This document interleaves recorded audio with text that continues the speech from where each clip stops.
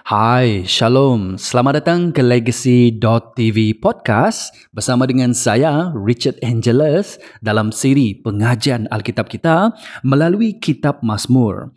Nah, dalam episod kali ini, kita akan mengkaji daripada Mazmur bab yang ke-9. Nah, kalau kamu ada Alkitab bersama dengan kamu, saya sarankan kamu buka ke Mazmur bab yang ke-9, kamu melihat petikan firman itu sendiri. Nah, seperti biasa, saya menggunakan AVB, Alkitab versi Borneo, sebagai terjemahan utama. Mari kita lihat konteks ataupun latar belakang untuk Mazmur bab yang ke-9 ini. Ianya dimulakan dengan berkata, untuk pemimpin musik menurut lagu kematian anak, Mazmur Daud. Nah, kalau kita rujuk terjemahan baru Indonesia menyatakan untuk pemimpin biduan menurut lagu Mut Laben, Mazmur Daud. Nah, saya juga rujuk daripada JPS, iaitu Jewish Publication Society, mengatakan for the leader Al-Mut Laben, a Psalm of David. JPS juga memberi nota. Dia berkata begini, meanings of Hebrew uncertain, some manuscript and ancient version, Al-Mut Laben as though over the death of the son. Nah, melalui penjelasan ini, ianya seolah-olah menyatakan kepada kita, apabila Mazmur ini dibacakan, sebenarnya dinyanyikan, ianya ada latar belakang musik dan lagu ataupun nada yang besar kemungkinan digunakan ialah menurut kematian anak, iaitu nada yang sedih ataupun nada ratapan seperti anak yang mati. Dan itu besar kemungkinan maksudnya, sebenarnya kita tak berapa pasti juga apakah maksudnya yang sebenarnya.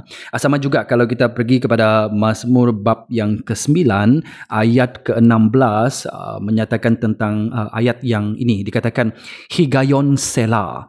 Higayon Selah. Nah, ini juga kita tidak berapa pasti apakah maksudnya. Selalunya kalau terjemahan yang kita gunakan, kalau mereka mengekalkan ayat Ibrani, contohnya macam Selah, itu sangat-sangat popular, Higayon dan juga Al-Mut ini, Mut Laben ini, Al-Mut Laben, maka ianya bermaksud tidak dipastikan apakah maksudnya yang sebenarnya. Oleh itu ayat Ibrani dikekalkan dalam kebanyakan terjemahan. Nah, walaupun mari kita lihat apakah perkara-perkara yang menarik tentang Mazmur bab yang ke-9 ini. Nah, menurut Septuagint iaitu terjemahan Perjanjian Lama daripada Ibrani kepada Yunani. Septuagint biasa digunakan, terjemahan Perjanjian Lama digunakan oleh mereka dalam Perjanjian Baru. Mazmur bab yang ke-9 dan juga Mazmur bab yang ke-10 sebenarnya satu Mazmur. Ianya bukan dipisahkan, ianya satu Mazmur. Jadi ianya berkaitan dengan Mazmur bab yang ke-10 yang kita akan lihat dalam episod yang akan datang. Nah, ini menarik kan, Mazmur bab yang ke-9 dengan Mazmur bab yang ke-10 ialah satu Mazmur. Juga Mazmur bab yang ke-9 dan juga Mazmur bab yang ke-10 ianya ditulis sebagai puisi akrostik. Bermaksud huruf dalam Ibrani ada 22 huruf, bermula dengan alef dan diakhiri dengan taf. Nah, kalau kita lihat perenggan ataupun rangkap pertama Mazmur bab yang ke-9 dalam bahasa Ibrani, ianya dimulakan dengan alef, kemudian di akhir Mazmur bab yang ke-10, rangkap yang terakhir diakhiri dengan ayat taf. Nah, ini kamu boleh perhatikan kalau kamu ada terjemahan English, NLT, New Living Translation, ataupun NIV, New International Version, kamu akan mendapati ianya ada sama seperti Mazmur bab yang ke-119, ada ayat alef dan diakhiri dengan taf. Itu yang kita tidak nampak dalam terjemahan Indonesia, terjemahan Malaysia. Mazmur bab yang ke-9 dan bab yang ke-10 sebenarnya satu Mazmur dan ianya ialah puisi akrostik sebenarnya, tapi kita tak nampaklah. Contoh yang kamu boleh perhatikan, kamu pergi kepada Mazmur 119 dan ada yang beranggapan bahawa Mazmur bab yang ke-9 ini ialah bukan Mazmur Daud. Ada yang berkata begitu kerana dikatakan Tuhan Yahweh, ayat yang ke-11 dikatakan bertakhta di Zion. Nah, apabila dikatakan bertakhta di Zion, ianya membawa maksud merujuk kepada bait suci yang dibina oleh Solomon, iaitu itulah yang dimaksudkan apabila ada ayat mengatakan bertakhta di Zion. Tetapi kalau kita sedar menurut sejarah bahawa bait suci yang dibina oleh Solomon itu dibina selepas kemangkatan Daud. Tetapi sebab itu ada yang mengatakan bahawa Mazmur ini adalah bukan Mazmur Daud sebab bait suci belum lagi lengkap dibina. Tetapi kita sedar juga dalam 1 Tawarikh bab yang ke-21 hingga bab yang ke-29 bahawa Daud boleh juga menulis Mazmur ini kerana dia sudah membayangkan bahawa bait suci akan dibina di Zion. Itu yang menarik juga lah yang kita boleh perhatikan dekat sini. Nah, oleh itu penulis besar kemungkinan ialah Daud, tetapi ianya juga boleh bermaksud daripada Daud ataupun didedikasikan kepada Daud ataupun dihaskan menurut tradisi Daud. Jadi sebenarnya kita tak berapa pasti adakah ini Mazmur Daud ataupun tidak. Tapi saya secara pribadi saya melihat ini sebagai Mazmur Daud. Dan kategori untuk Mazmur bab yang ke-9 ini ialah Mazmur pujian. Kita melihat tentang pujian, kita melihat tentang thanksgiving, bersyukur. Kita juga melihat tentang kingly, diraja, dan juga ratapan yang sangat-sangat jelas dalam Mazmur ini. Jadi apabila kita mentafsir Mazmur ini nanti, malah kalau kita lihat tentang pengenalan tadi kan, iaitu menurut lagu kematian anak, jadi kita boleh fikirkan, oh sebenarnya ini ialah Mazmur ratapan, lebih-lebih lagi Mazmur ratapan, walaupun ianya dimulakan dengan pujian.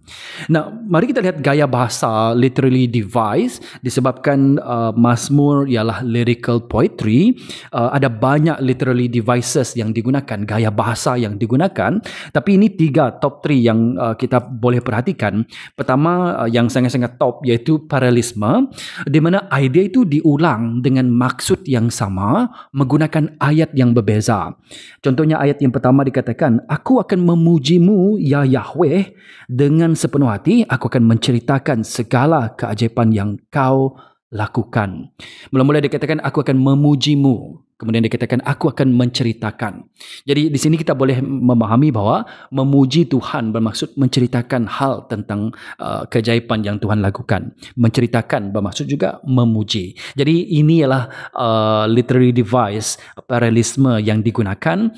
Idea itu diulang dengan maksud yang sama.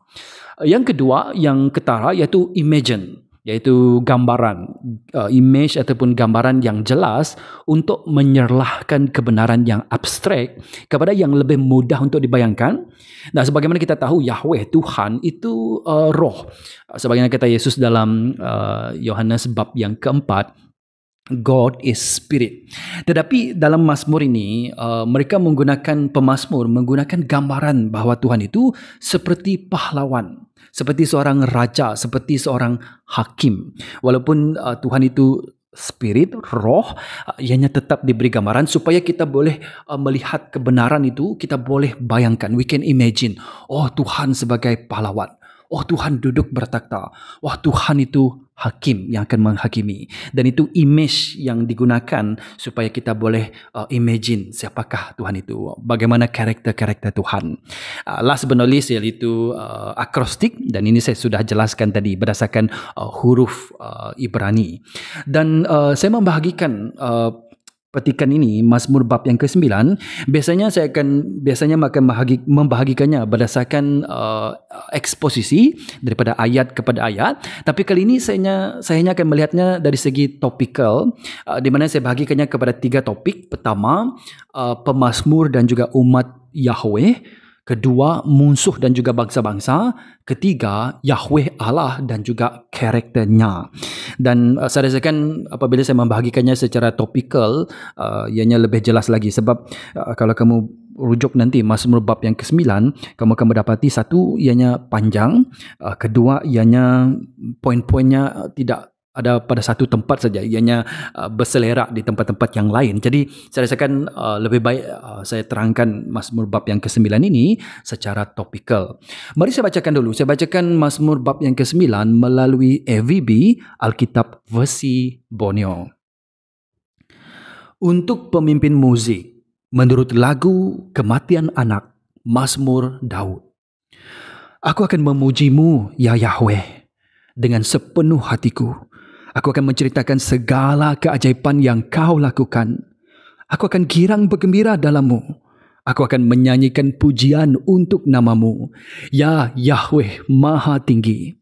Apabila musuhku berpatah balik, mereka akan jatuh dan musnah di hadiratmu. Kerana engkau telah menegakkan hak dan perjuanganku. Engkau bertakhta dan menghakimi dengan adil. Engkau telah memurkai bangsa-bangsa yang tidak mengenalmu dan membinasakan orang zalim. Engkau telah menghapuskan nama mereka selama-lamanya. Musuh telah musnah dalam kehancuran selama-lamanya. Engkau telah membinasakan kota-kota sehingga luput daripada kenangan. Namun Yahweh akan kekal selama-lamanya. Dia telah menyediakan taktanya untuk penghakiman. Dia akan menghakimi dunia dengan adil. Dia akan menghakimi manusia dengan saksama. Yahweh, tempat bernaung bagi orang yang tertindas, tempat perlindungan bagi waktu kesusahan. Dan mereka yang mengenal namamu akan percaya kepadamu. Kerana engkau, ya Yahweh, tidak mengabaikan sesiapa yang mencarimu. Nyanyikanlah pujian kepada Yahweh yang bertakhta di Zion. Isytiharkan perbuatannya kepada semua bangsa. Dia mengingati mereka apabila dia membalas kekejaman orang yang menumpahkan darah. Dia tidak melupakan rintihan mereka yang menderita. Kasihanilah aku, ya Tuhan, ya Yahweh. Timbangkan penderitaanku di tangan orang yang menganiayaiku. Engkau yang mengangkatku daripada gerbang maut, supaya aku dapat memujimu di gerbang Putri Zion. Aku akan bergembira kerana engkau menyelamatkanku. Bangsa-bangsa yang tidak mengenalmu telah jatuh ke dalam lubang yang digali mereka sendiri. Kaki mereka terjerumus di dalam jerat yang dipasang sendiri. Yahweh dikenali kerana keadilannya. Orang zalim terjerat dalam perangkap buatan sendiri. Hikayon Selah. Orang zalim akan musnah selama-lamanya. Begitu juga bangsa-bangsa yang melupakan Allah. Kerana orang sesak tidak akan terus dilupakan. Harapan orang miskin tidak akan musnah selama-lamanya. Bangkitlah, ya Yahweh. Jangan biarkan manusia berleluasa. Biarlah bangsa-bangsa dihakimi di hadirat-Mu. Timbulkan ketakutan dalam hati mereka, ya Yahweh. Supaya bangsa-bangsa itu sedar diri mereka hanyalah manusia. Sila. Ini firman Tuhan. Nah, mari kita lihat bahagian yang pertama, yaitu pemazmur dan umat Tuhan. Nah, mula-mula saya perhatikan bahawa pemazmur ini dia mengucapkan pujian dahulu sebelum dia menyatakan sebab-sebabnya, sebelum dia menyatakan meminta tolong daripada Tuhan, ataupun sebelum dia menyatakan apakah hajatnya untuk datang kepada Tuhan. Dia mengucapkan syukur, pujian kepada Tuhan dahulu. Dan di sini saya perhatikan pemazmur ada hati, a heart of praise, dan itu yang kita harus belajar daripada pemazmur ini. Walau apapun keadaan kita, walaupun permintaan kita sebelum datang kepadanya, marilah kita memuji Tuhan dahulu. Malah Yesus mengajar para muridnya dengan berkata, Bapa kami yang di syurga, terpujilah namamu, dan menyatakan tentang pujian-pujian kepada Tuhan dahulu sebelum kita menyatakan apa yang kita minta Tuhan lakukan dalam kehidupan kita. Pemazmur mengucapkan pujian dahulu, the heart of praise. Dia berkata daripada ayat pertama hingga ayat kedua, aku akan memujimu, ya Tuhan, Yahweh. Dengan sepenuh hatiku, aku akan menceritakan segala keajaiban yang kau lakukan. Aku akan girang bergembira dalammu. Aku akan menyanyikan pujian untuk namamu, ya Yahweh Maha Tinggi. Sebab nanti kita perhatikan ayat ke-13 dikatakan pemazmur menderita, tapi di sini dia mulakan mazmur dengan menyatakan pujian kepada Tuhan. Aku memujimu dengan girang gembira, dia katakan. Wow, the heart of praise.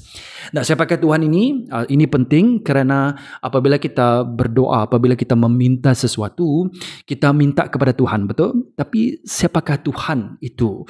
Ini sangat penting because who God is akan menggambarkan our prayer. Adakah kita berdoa dengan penuh harapan? Adakah kita berdoa kepada Tuhan yang benar?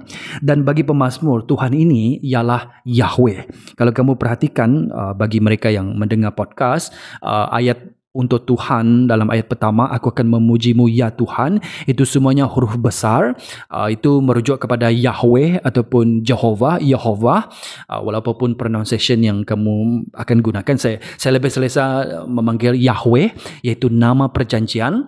Tuhan berjanji dengan Abraham dahulu, Abraham, Ishak, Yakub, dan juga kepada umat Israel. Jadi Yahweh ataupun Jehovah ialah nama perjanjian bagi Tuhan dengan umat Israel. Pemazmur ini ini ialah umat Israel. Besar kemungkinan ialah Raja Daud. Jadi dia memanggil nama Tuhan dengan nama perjanjiannya, Yahweh. Dan Tuhan ini ialah Tuhan Maha Tinggi, El Elyon. El Elyon ialah gelaran yang tertinggi bagi Tuhan. Dan ini menunjukkan tentang kepercayaan, iman dan juga harapan pemazmur ini yang dia letakkan kepada Tuhan Allah yang benar, Yahweh. Dan ini harus mengajar kita juga. Apabila kita berdoa, apabila kita datang kepada Tuhan, we must be specific kepada Tuhan Allah Israel, Yahweh, Tuhan Allah Abraham, Ishak dan juga Yakub, yang Yesus katakan Bapa kita. Itu sangat-sangat penting. To whom are we pray? To whom are we praising? It is to Yahweh.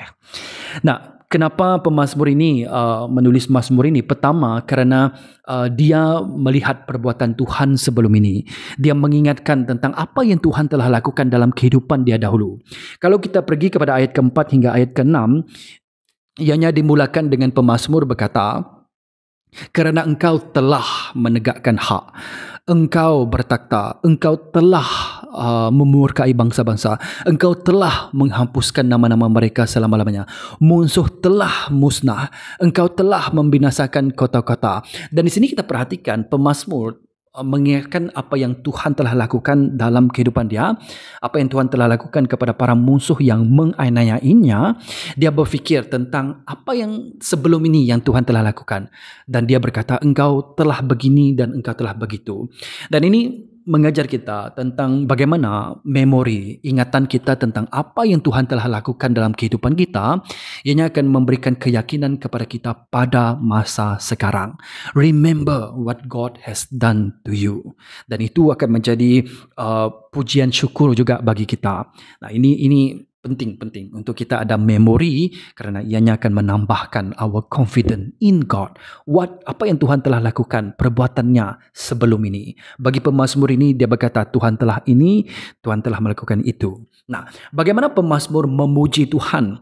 Ada 3 yang saya perhatikan. Pertama, dengan memberi kesaksian tentangnya, to give testimony tentang Tuhan. Itu memuji Tuhan sebenarnya. Pemazmur berkata, aku akan menceritakan segala keajaiban yang kau lakukan. Ataupun dalam terjemahan baru Indonesia mengatakan, aku akan menceritakan perbuatanmu yang ajaib. Kedua, pemazmur memuji Tuhan dengan bersuka cita di dalamnya. Dia berkata, aku akan girang bergembira dalammu. Dia akan girang gembira. Itu ayat yang sangat-sangat bukan hanya gembira, dia girang bergembira, so happy, ataupun dia so meletakkan joy dia di dalam Tuhan. Dan ini boleh saya samakannya seperti beristirahat di dalamnya, to rest in God, iaitu bersukacita di dalamnya. Itu menjadikan kita girang gembira, dan begitulah dia memuji Tuhan. Dan ketiga, dia menyanyi pujian untuknya. Dia berkatakan, aku akan menyanyikan pujian untuk namamu. Dan ini datang daripada sepenuh hati dia tadi kan. Dia berkata, aku akan memujimu ya Tuhan dengan sepenuh hati, di dalam hati dia. Tapi ianya dia express melalui puji-pujian, melalui nyanyian. Apa yang ada di sepenuh hati dia, dia luahkan. Dia meluahkan hatinya. Aku akan menyanyi pujian untuk namamu. Dan kadang-kadang kita berfikir memuji Tuhan hanya dengan nyanyian sahaja kan. Kita fikir, oh I want to praise and worship God. Kita fikir pasal nyanyian saja. Tapi tidak.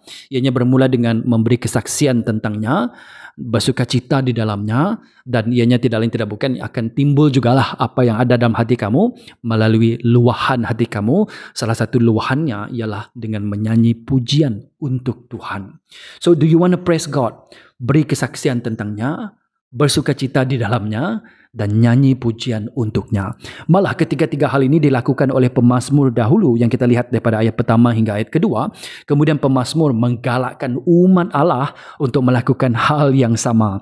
Ayat ke-11 dia berkata kepada umat Israel, umat Tuhan yang percaya kepadanya, nyanyikanlah pujian kepada Yahweh yang bertata di Zion, isytiharkan perbuatannya kepada semua bangsa. Dan ini mengajar kita bahawa pemazmur dia dahulu memuji Tuhan, dia dahulu memberi kesaksian tentang Tuhan, bersukacita dalam Tuhan, dan menyanyi pujian untuk Tuhan. Kemudian dia menggalakkan umat Allah, umat Israel yang percaya kepadanya untuk melakukan hal yang sama. You see, faith is contagious. Dan inilah yang dilakukan oleh pemazmur ini. Iman dia menular kepada orang lain. Dia menyuruh orang lain sekarang melakukan hal yang dia sendiri telah lakukan. So that he encourage other people. Ini menarik. Now, mari kita lihat lagi tentang pemazmur ini. Kalau sebab yang pertama tadi, dia mengucap syukur kepada Tuhan kerana apa yang Tuhan telah lakukan dalam kehidupan dia. Kali ini pemazmur menyatakan tentang hajat dia. Dia minta pertolongan kepada Tuhan Yahweh sekarang. Apa yang Tuhan telah lakukan, itu dia mengucap syukur. Sekarang dia minta Tuhan melakukan hal itu sekali lagi. Ini permintaan dia kepada Tuhan sekarang. Daripada sebelum ini dia berkata, engkau telah melakukan itu. Sekarang dia akan berkata, Tuhan akan. Ayat yang ke-7 hingga ayat ke-8, dia berkata, namun Tuhan akan kekal selama-lamanya. Dia akan menghakimi dunia. Dia akan menghakimi manusia. Dan itu menunjukkan kepada kita bahawa pemazmur sebelum ini dia mengingatkan apa yang Tuhan telah lakukan dalam kehidupan dia kepada umat Allah. Sekarang dia mahu Tuhan melakukan hal yang sama juga. Engkau Tuhan akan melakukan ini dan itu. Dan itu bukan arahan dia kepada Tuhan, tapi dia percaya Tuhan akan menjawab doa, rintihan, permintaan dia. Dan ini menunjukkan kepada saya bahawa pemazmur ini ada sikap, do it again Lord. Lakukan sekali lagi Tuhan. Engkau telah melakukannya sebelum ini. Engkau telah menyelamatkan aku sebelum ini. Engkau telah menyelamatkan umatmu sebelum ini. Selamatkanlah aku sekarang. Do it again Lord. Selamatkan umatmu sekarang. Ini sikap pemazmur. Do it again Lord. Nah, kita melihat keadaan pemazmur pada masa ini. Dia katakan ayat ke-13 hingga ayat ke-14. Dia berkata, kasihinilah aku ya Yahweh. Timbangkan penderitaanku di tangan orang yang menganiayaku. Engkau yang mengangkatku daripada gerbang maut, supaya aku dapat memujimu di gerbang Putri Zion. Aku akan bergembira kerana engkau menyelamatkanku, kata pemazmur ini. Jadi di sini kita melihat keadaan pemazmur. Sebab tadi dia memuji Tuhan kerana apa yang Tuhan telah lakukan. Sekarang dia minta kepada Tuhan apa yang Tuhan akan lakukan. Dan keadaan dia ialah dia menderita. Ini keadaan dia pada masa ini.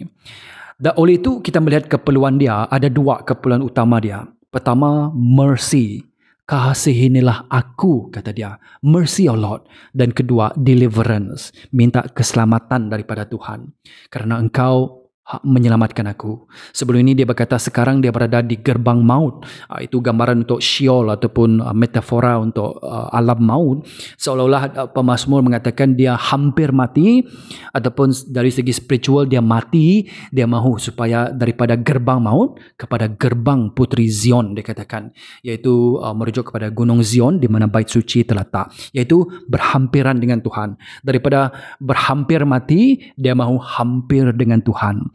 Ini dua keperluan pemazmur, mercy and deliverance, belas kasihan dan juga keselamatan.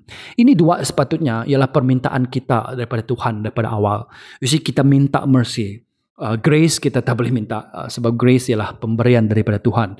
Apa yang kita minta is mercy, dan pada masa sama kita minta keselamatan daripada Tuhan. Tuhan, kasihinilah aku, have mercy on me, dan selamatkanlah aku. Adakah ini juga keperluan kamu? Walaupun ini keperluan pemazmur. Nah, sekali lagi kita melihat apabila pemazmur mengucap syukur kepada Tuhan, dia minta supaya umat Tuhan mengucap syukur kepada Tuhan juga. Dia become iman yang contagious, iman yang menular kepada orang lain. Di sini kita juga melihat pemazmur apabila dia berada dalam keadaan memerlukan belas kasihan daripada Tuhan, keselamatan daripada Tuhan, dia juga ingin menggalakkan umat Tuhan untuk melakukan hal yang sama. Ayat ke-9 hingga ayat ke-10 dia berkata, Tuhan tempat bernaung, Yahweh tempat bernaung bagi orang yang ditindas, tempat pelindungan pada waktu kesusahan. Dan mereka yang mengenal namamu akan percaya kepadamu kerana engkau, ya Yahweh, tidak mengabaikan sesiapa yang mencarimu. You see, pemazmur menggalakkan orang yang ditindas supaya mendapat pelindungan daripada Tuhan. Dia juga menggalakkan orang yang mengenal namamu. Sebab itu saya katakan umat Tuhan ataupun umat Israel yang mengenalmu, sebab tidak semua umat Israel yang percaya benar-benar kepada Yahweh, tapi bagi mereka yang mengenal namamu, yang percaya kepada Yahweh, akan mendapatkan keselamatan dan Tuhan tidak akan mengabaikan mereka. Jadi pemazmur ini seolah-olah berdoa syafaat dan kepada umat Allah, dan dia juga menggalakkan orang yang percaya. Ini sikap yang menarik saya perhatikan daripada pemazmur ini. Dia sendiri mengucap syukur, puji kepada Tuhan, kemudian dia menggalakkan umat Allah melakukan hal yang sama.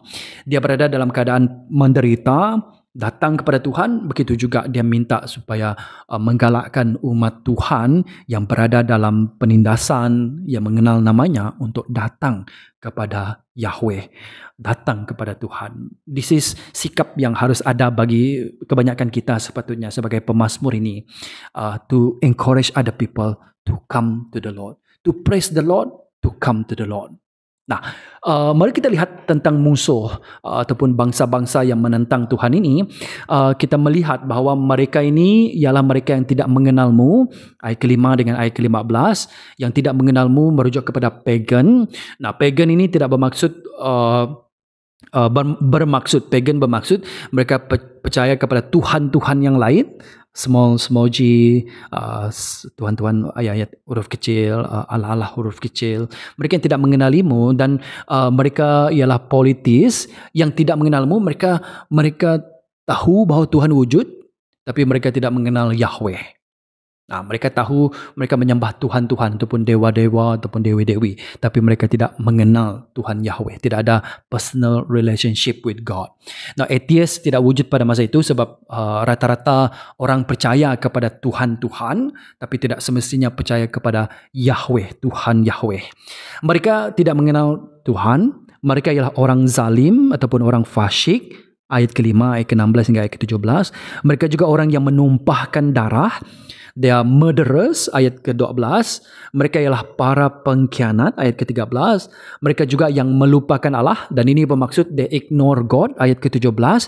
Bermaksud kalau mereka ignore ataupun mereka melupakan Allah, bermaksud mereka kenal Allah tapi mereka melupakannya. Dan mereka juga yang tiada kesedaran tentang mortality mereka, tiada kesedaran tentang kemanusiaan ataupun kefanaan mereka. Sebab itu pemazmur minta supaya Tuhan menyedarkan mereka hanyalah manusia. Jadi mereka ini orang yang tidak mengenal Tuhan ataupun tidak ada hubungan pribadi dengan Tuhan. Mereka orang zalim, orang fasik, orang yang menumpahkan darah, para penganiaya yang melupakan Allah, dan juga mereka yang tidak kesedaran tentang kemanusiaan ataupun kefanaan mereka. Nah, apa yang akan terjadi kepada mereka? Pemazmur menyenaraikan, pertama, mereka akan binasa di dunia ini. Pemazmur berkata ayat ke-3, mereka akan jatuh dan musnah di hadiratmu. Ke-6, engkau akan membinasakan kota-kota mereka. Itu yang akan terjadi kepada mereka. Ayat yang ke-6. Dan pertama, binasa di dunia. Kedua, mereka tidak akan diingati lagi. Nama Tuhan akan diingati selama-lamanya. Takhta Tuhan akan kekal selama-lamanya. Tetapi apa yang terjadi kepada mereka? Ayat ke-5, Tuhan akan menghapuskan nama mereka selama-lamanya. Ayat yang ke-6, Tuhan akan meluputkan mereka daripada kenangan. Dipendekkan cerita, mereka tidak akan diingati lagi. Ketiga, mereka akan dibalas balik. Apa yang mereka lakukan kepada orang lain, itu akan dibalas balik kepada mereka. Itu yang dinyatakan daripada ayat yang ke-15 hingga ayat ke-16. Bangsa-bangsa yang tidak mengenalmu telah jatuh ke dalam lubang yang digali mereka sendiri. Kaki mereka terjerumus dalam jerat yang dipasang sendiri. Kerana Tuhan dikenali kerana keadilannya, orang zalim terjerat dalam perangkap buatan sendiri. Dan ini juga dinyatakan dalam Mazmur bab yang ke-7 ayat ke-15 hingga ayat ke-16, hal yang sama di mana para musuh akan jatuh kepada lubang yang mereka sendiri gali. Malah dalam Amsal bab yang ke-26 ayat ke-27 sangat padat untuk menyatakan bahawa sesiapa menggali lubang akan terperosok ke dalamnya, dan batu yang digulingkan orang akan kembali menimpa dirinya. dan what's come around bagi mereka yang para musuh ini. Keempat, mereka akan dihakimi, bukan hanya binasa di dunia, mereka akan dihakimi di akhirat selama-lamanya. Ayat ke-6 menyatakan bahawa kehancuran akan terjadi kepada mereka selama-lamanya. Ayat ke-17, mereka akan musnah selama-lamanya. Dan yang kelima, dan ini untuk I think people yang more advanced lah kan, mereka akan kekal rendah daripada yang ilahi. Dan ini sebagaimana yang kita sudah perhatikan dalam Mazmur bab yang ke-8, di mana kita melihat destiny of manusia itu lebih besar lagi sebenarnya. Tetapi apa yang mereka lakukan? Mereka zalim, mereka menumpahkan darah, mereka melupakan Tuhan, mereka tidak mengenali Tuhan. But you see, human, kita ada destiny yang sangat-sangat besar yang Tuhan telah letakkan di dalam kita. Sebagaimana yang telah dinyatakan dalam Mazmur bab yang ke-8, ayat ke-5 hingga ayat yang ke-8. Kalau saya just bacakan ayat yang ke-5, dikatakan, Engkau, Yahweh, telah menjadikan manusia rendah sedikit daripada yang ilahi dan memahkotakannya dengan kemuliaan dan kehormatan. Itu sepatutnya apa yang destiny of human being, human di dalam Tuhan. Itu destiny kita sebagai manusia di dalam Tuhan sepatutnya. Kita buat seketika kekal rendah daripada ilahi, tapi nanti kita akan ditinggikan sama seperti Yesus, kecuali Yesus ialah setara dengan Bapa. Kita tidak akan setara dengan Bapa, tapi kita juga diangkat seperti Yesus. Kita juga akan memerintah bersama dengan Yesus. Itu sepatutnya masa depan umat manusia yang percaya kepada Yahweh. Tetapi bagi mereka ini, para musuh ini, mereka tidak akan mencapai hal itu. Sebab itu ayat ke-20 menyatakan, timbulkan ketakutan dalam hati mereka, ya Yahweh, supaya bangsa-bangsa itu sedar diri mereka hanyalah manusia. Mereka akan kekal rendah daripada yang ilahi, malah lebih rendah lagi daripada itu. Jadi ini yang akan terjadi kepada para musuh. Mereka akan binasa di dunia, mereka tidak akan diingati lagi, mereka akan dibalas balik. Apa yang mereka lakukan kepada orang lain akan terjadi kepada mereka. Mereka akan dihakimi di akhirat selama-lamanya, dan mereka akan kekal rendah daripada yang ilahi, malah lebih rendah lagi daripada itu. Wow. Nah, this is what happened kepada para musuh. Nah, mari kita lihat tentang Tuhan dan juga karakternya. Di sini kita melihat ada 3 gambaran ataupun image untuk Tuhan. Yang pertama, yaitu Tuhan itu Raja. He is King. Ayat ke-4 dikatakan, Engkau bertakhta. Ayat ke-7 mengatakan, Dia telah menyediakan taktanya. Ayat ke-11, yang bertakhta di Zion. Jadi tidak lain bukan, Tuhan itu ialah Raja. Kedua, malah kalau kita ingat dalam Mazmur bab yang kedua, ayat pertama hingga ayat kedua, dikatakan bangsa-bangsa berpakat, kaum-kaum berkomplot, raja-raja di bumi, sebagaimana apa yang para musuh lakukan dalam Mazmur bab yang ke-9 ini. Mereka bermuafakat untuk melawan Yahweh dan melawan Dia yang diurapinya, merujuk kepada Mesias. Dan ini menunjukkan bahawa walaupun orang menolak tentang kerajaan Tuhan, about God, Yahweh dan juga Mesiasnya, Dia akan kekal selama-lamanya. Taktanya akan kekal selama-lamanya.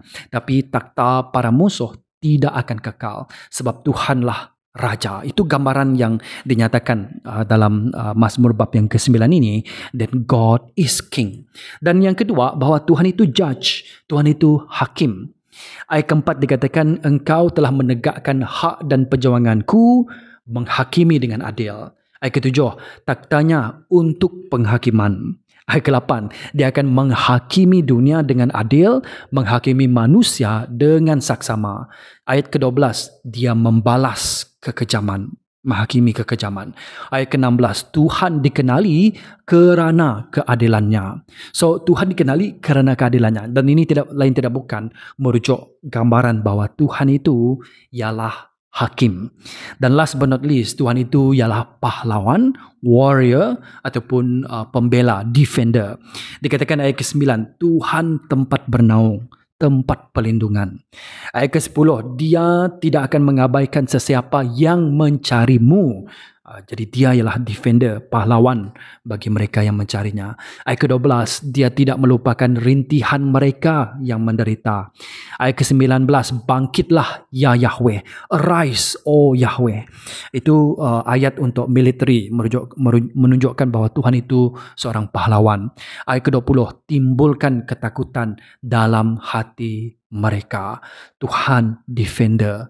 Dan bagi para musuh, biar mereka ada timbul ketakutan dalam hati mereka. You see, siapa yang Tuhan selamatkan? Jadi kita sudah melihat bahawa Tuhan itu raja, hakim dan pahlawan dan pembela. He's king, judge, warrior or defender. Siapa yang Tuhan akan selamatkan melalui Mazmur ini kita melihat, iaitu orang yang percaya, orang yang ditindas dalam kesusahan. Ayat ke-9. Ayat ke-10, iaitu orang yang mengenali namamu, orang yang percaya kepada Tuhan, yang mencari Yahweh. Dan ini prinsip yang sama dalam Matius bab yang kelima ayat ke-11, mengatakan blessed are you, diberkatilah kamu yang menderita ataupun dianiaya kerana namaku, kata Yesus.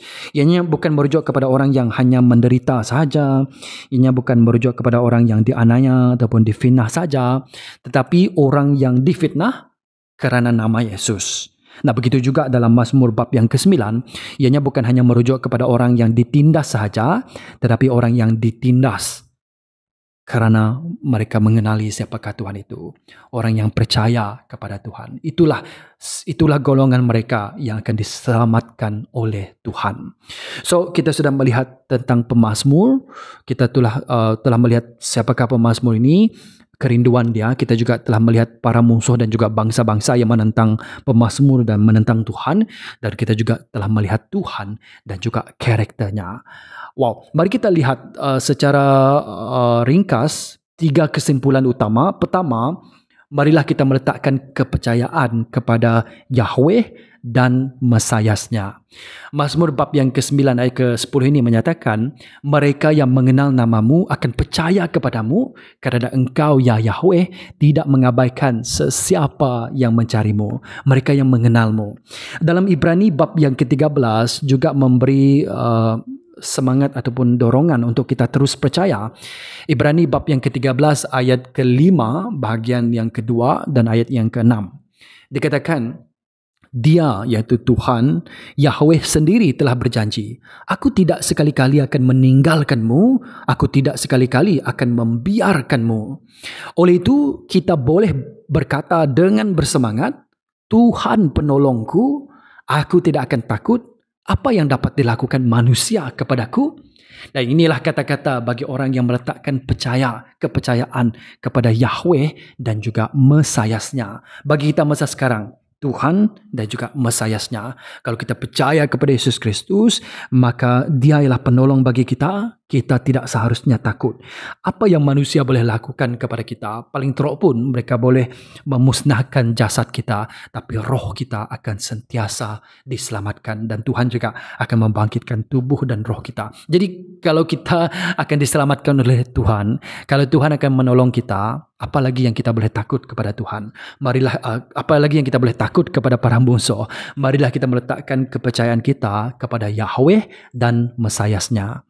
Kedua, marilah kita membiarkan Yahweh dan Mesiasnya yang mengangkat dan mengadili dan membela kita.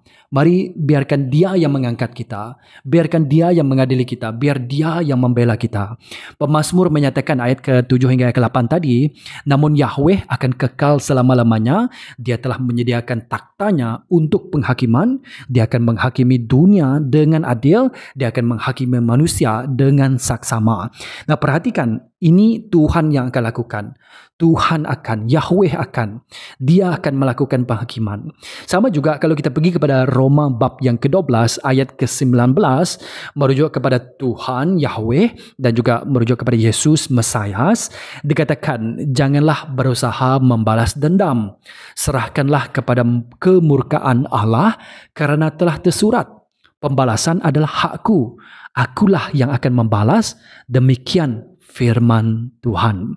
Kita diingatkan berkali-kali lagi, jangan kita mengangkat diri kita sendiri, biar Tuhan yang mengangkat kita. Jangan kita melakukan pengadilan, biar Tuhan yang melakukan pengadilan. Biar Tuhan yang membela kita. Sebab Tuhan berkata, revenge is my right. Pembalasan adalah hakku, kata Tuhan. Aku akan membalas. Jadi kita jangan berusaha untuk membalas dendam. Serahkannya kepada the wrath of God, kemurkaan Allah. Biarlah Dia yang melakukannya. Biarlah Mesias yang melakukannya. Kalau kita rujuk dalam kitab Wahyu, the book of Revelation, kita melihat Yesus sebagai Raja, Hakim dan juga pahlawan. Kita melihat Yesuslah yang akan membela kita. Yesuslah yang akan mengangkat dan juga mengadili apa yang terjadi dalam kehidupan kita. Kalau kamu baca dalam kitab Wahyu, orang-orang yang telah mati syahid, mereka berdoa supaya Tuhan yang membalas dendam. Bukan mereka membiarkan, mereka minta supaya Tuhan yang melakukan pengadilan. Itu juga yang kita harus lakukan di dalam Yesus Kristus, di dalam Mesias. Biar Yahweh dan Mesiasnya yang mengangkat, mengadili dan membela kita. But last but not least, biarlah kita sedar dan takut akan Yahweh dan Mesiasnya. Kita orang yang percaya juga harus takut akan Tuhan. Kita harus sedar, have awareness, dan juga kita takut akan Tuhan dan juga Mesiasnya. Nah, kalau kita lihat dalam kitab Mazmur, Mazmur bab yang ke-9 ini, bagi orang yang tidak percaya, mereka harus takut. They must be afraid. Ayat ke-20 menyatakan, timbulkan ketakutan dalam hati mereka, ya Tuhan, supaya bangsa-bangsa itu sedar diri mereka hanyalah manusia. Make them realize that they just human, or they just merely human. Sedarkan mereka, biar mereka ada takut, afraid akan Engkau Tuhan. Bagi orang yang tidak percaya, mereka harus takut, afraid of God. Tapi bagi kita juga orang percaya, kita juga harus ada rasa takut, yaitu respect, awe, ataupun awe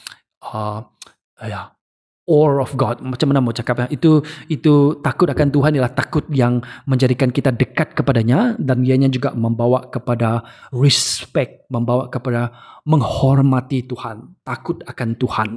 So itu juga galakan bagi orang percaya, tapi berbeza dengan orang yang tidak percaya. Mereka must be afraid, tapi kita tak perlu takut, kita boleh datang kepadanya, tapi kita takut dengan respect datang kepada Tuhan. Sebagaimana tentang Mesias dikatakan dalam Filipi bab yang kedua ayat ke-10 hingga ayat ke-11, kepada nama Yesus takut apa? Kenapa? Kerana segala-galanya bertelut, segala isi langit, bumi dan di bawah bumi, dan semua lidah mengaku bahawa Yesus Kristus, Yesus Mesias ialah Tuhan untuk mendatangkan kemuliaan kepada Allah Bapa. Mari kita datang kepada Yesus kerana Dia ialah saudara kita. Jesus is our brother and our savior.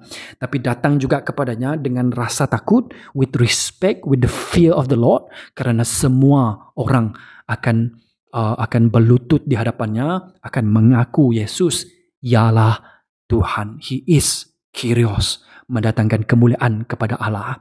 Oleh itu, kita berkali-kali disedarkan supaya pertama untuk meletakkan kepercayaan kepada Yahweh dan Mesiasnya, dan kedua, biarlah Yahweh dan Mesiasnya yang mengangkat, mengadili dan membela kita. Kita menyerahkannya pembelaan, pengadilan, pengangkatan itu kepada Tuhan. Jangan kita sendiri mengangkat diri kita sendiri, melakukan pengadilan, membela diri kita sendiri. Biarlah Tuhan dan Yahweh dan Mesias yang melakukannya. Dan yang ketiga, biarlah kita ada kesedaran, sedar dan ada takut akan Tuhan dan Mesiasnya. Berbeza dengan orang yang tidak percaya, mereka harus takut, afraid, datang kepadanya. Tetapi kita juga harus datang kepadanya, tapi takut kita ini membolehkan kita untuk datang kepadanya with respect. Kerana Yesus, walaupun Dia ialah saudara Mesias kita, Dia ialah Tuhan. Marilah kita mengaku Yesus, marilah berlutut di hadapannya. All glory to God, to Yahweh dan juga Mesiasnya. Itu harus kita aplikasikan bagi kita pada masa ini, yaitu kita yang hidup dalam Perjanjian Baru. Saya jumpa lagi dalam Mazmur bab yang ke-10. Sebagaimana saya katakan, Mazmur bab yang ke-9 dan Mazmur bab yang ke-10 ialah satu Mazmur. Oleh itu, keep in mind apa yang kita sudah belajar dalam Mazmur bab yang ke-9 ini. Apabila kita pergi kepada Mazmur bab yang ke-10, ianya bersambungan. Nah, sehingga kita berjumpa lagi dalam episod yang akan datang. Semoga Tuhan memberkati kamu. Shalom.